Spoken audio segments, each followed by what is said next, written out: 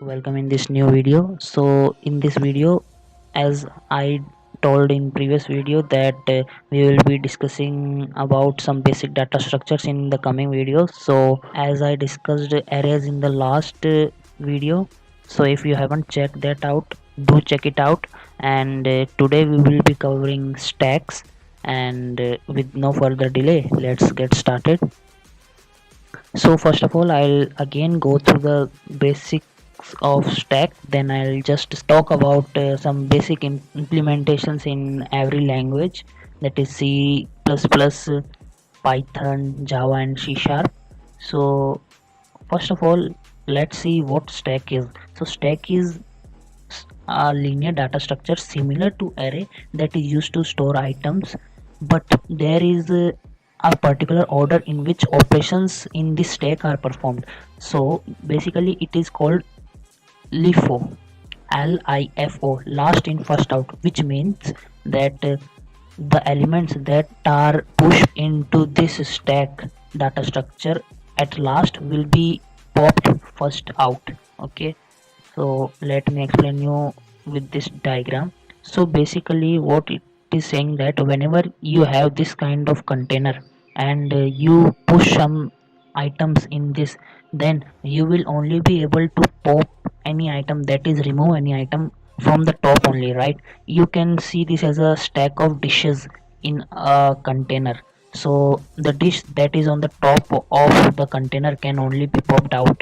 So this is exactly what stack is all about, and it has basic operations like push, pop, peek or top, and is empty.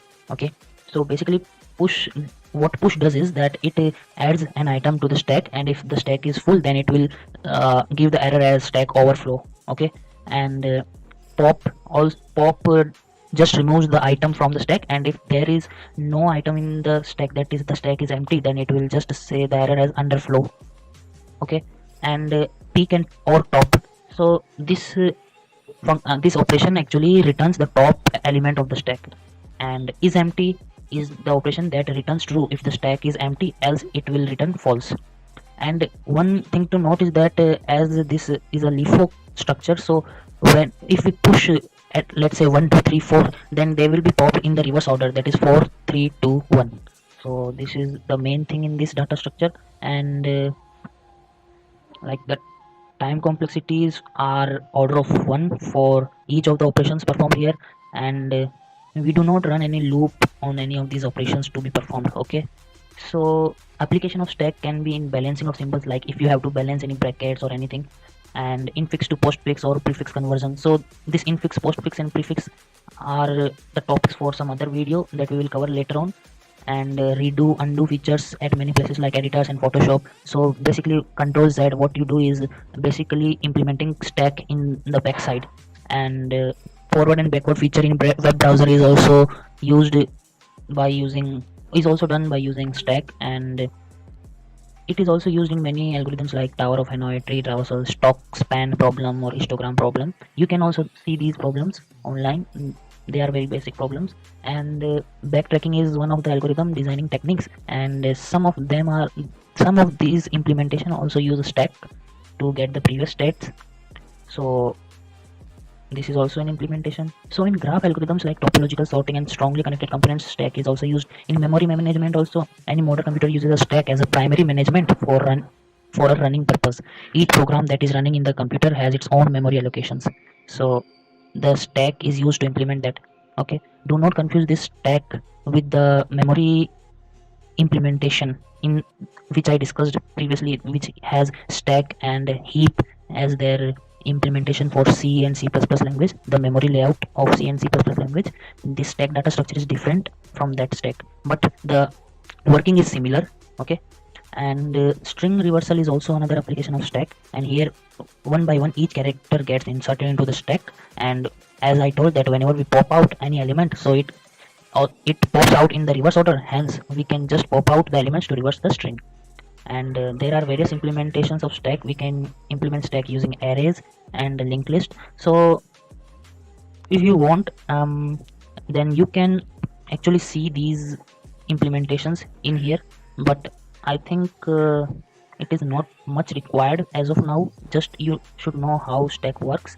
And let's get to some specifics in each language. So uh, stack in C++ is a standard template library available.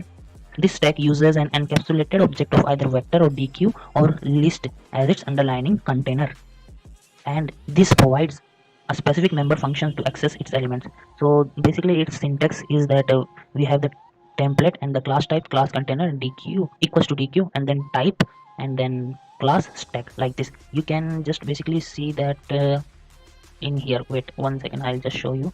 So see, like this you can just implement stack of integers and just give the name to it, and we can perform these basic functions that was told by me in this introduction. So empty, top, push, pop, and one more, this function is operation is this size one that returns the size of the stack. So this is an extra thing that is given here. And you can also see different type of implementation.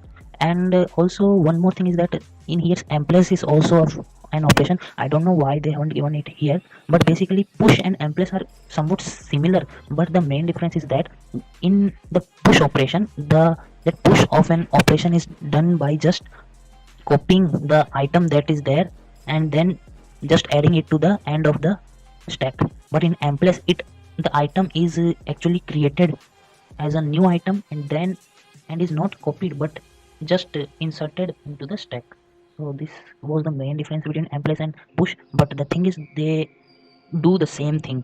And with using emplace you can also actually implement the size operation given in here by just count. Whenever you pop the elements you have to use the counter. So stack in Python can be seen as LIFO, as you can see that last in first out, or FILO, that first in last out. That's the same meaning. And it also has this empty, size, top, push and pop operations that are done in order of one, and its implementation is having this list, collection and DQ, and Q, LIFO Q. So if you want to see the implementation you can actually read through this, but it is basically doing the same thing with different approaches. So it's just the basic of particular languages. And like if you want, you can see, if you are actually implementing with DQ, then the stack equals to DQ is just the initialization of a stack, and then you can use any operation, any basic operation on the stack. So this is also the same thing. And now moving on to the stack class in Java. So basically it is a class that models and implements a stack data structure. Okay, and it is present in collection java.utils library, and it can be seen as extending the vector class. Okay, and you can also see that one more thing is there. The class supports one default constructor stack which is used to create an empty stack. So the initial declaration or the initialization can be like this: public class stack e extends vector e. Or you can basically see some of the implementing interfaces like serializable, clonable, iterable e, collection e, list e, or random access kind of thing. So the basic declaration is like this: stack e, stack new, stack e. You can actually see it in this program with stack of integer, then its name, then new stack of integer. Okay, so this is about the declaration. And after declaring we can just use peek, pop, push operations in it, and it's the same thing. So moving on to the C# implementation of stack. So again it is used as a can be used as a generic stack or a non-generic stack. The main difference between generic stacks and non-generic stacks is that in generic stack we need to actually declare which type of items we have to store in the stack, and in non-generic we do not need to actually see that. And one more difference is that in generic stack we can only store items of similar type, but in non-generic stack we can define our different type of items, like we can actually store different kind of items in the stack. So this was the difference between this. And just one main thing is how we declare it in here. So here we are discussing about the non-generic stack, which is actually defined in the systems.collections namespace, while the generic one is defined in system.collections.generic namespace. Okay, so we are actually discussing here about the non-generic one.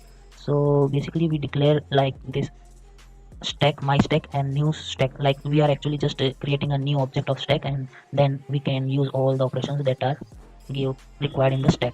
So, and how to remove elements from the stack, you can either use pop, or if you want to remove all the objects from the stack, then you can use clear. Okay, so this was it for the implementation in C Sharp, and hope to see you in the next video. Until then, keep learning and keep watching.